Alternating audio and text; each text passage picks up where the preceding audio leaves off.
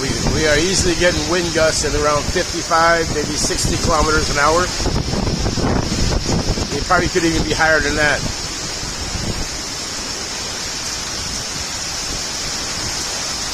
Yeah, easy 60.